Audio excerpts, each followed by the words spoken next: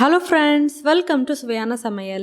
இன்னைக்கு நம்ம சுவையான சமையல் சேனல்ல சுவையான கோகனட் அல்வா எப்படி செய்யறதுன்னு பார்க்கலாம். வாங்க வீடியோக்குள்ள போகலாம். சுவையான சமையல் சேனலை நீங்க இன்னும் சப்ஸ்கிரைப் பண்ணலன்னா சப்ஸ்கிரைப் பட்டனை கிளிக் பண்ணி சப்ஸ்கிரைப் பண்ணிக்கோங்க. கூடவே பக்கத்துல வர பெல் ஐகானை கிளிக் பண்ணி ஆல் செலக்ட் பண்ணிக்கோங்க. இந்த சேனல்ல வர வீடியோஸை மிஸ் பண்ணாம பாருங்க. ஒரு கப் அளவுக்கு தேங்காய், அதோட தோல் பகுதியை கட் பண்ணி எடுத்ததுக்கு அப்புறமா சின்ன சின்ன துண்டுகளாக கட் பண்ணி எடுத்திருக்கேன். இது ஒரு மிக்ஸி ஜாரில் சேர்க்கலாம். கூடவே 2 ஏலக்காய் சேர்த்துக்கோங்க. அடுத்ததாக ஒரு 5 முந்திரி பருப்பு சேர்த்துக்கோங்க. சேர்த்துட்டு இந்த தேங்காவை நல்லா அரைச்சி எடுத்துக்கோங்க. இதில் பார்த்தீங்கன்னா தண்ணி எதுவுமே சேர்க்க தேவையில்லை. இப்போ அடுத்ததாக ஒரு கடாயில் நம்ம அரைச்சி எடுத்திருந்த தேங்காவை சேர்த்துக்கோங்க. கூடவே 2 கப் பால் சேர்த்துக்கோங்க.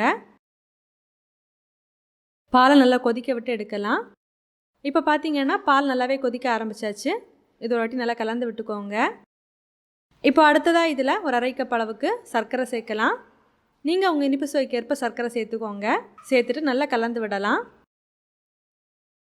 இப்போ பார்த்தீங்கன்னா இதில் நம்ம சேர்த்துருந்த பால், சர்க்கரை எல்லாமே சேர்ந்து நல்லா கெட்டியான பதத்துக்கு வந்தாச்சு.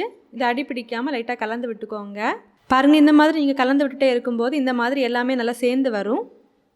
இந்த பதத்துக்கு வந்ததுக்கப்புறமா இதில் ஒரு 1/2 டீஸ்பூன் நெய் சேர்த்துக்கோங்க. ஃப்ளேவருக்காக சேர்த்து நல்லா கலந்து விட்டுக்கோங்க.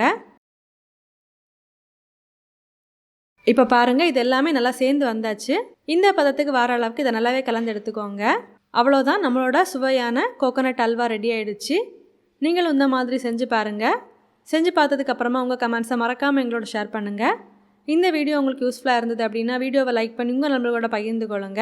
நீங்கள் இன்னும் நம்ம சுவையான சமையல் சேனலை சப்ஸ்கிரைப் பண்ணலைன்னா மறக்காமல் சேனலை சப்ஸ்கிரைப் பண்ணிக்கோங்க. இந்த மாதிரி சுவையான ஒரு ரெசிபியோடு நான் உங்களை சந்திக்கிறேன். அது வரைக்கும் சுவையாக சமைங்க, சுவையாக சாப்பிடுங்க. நன்றி.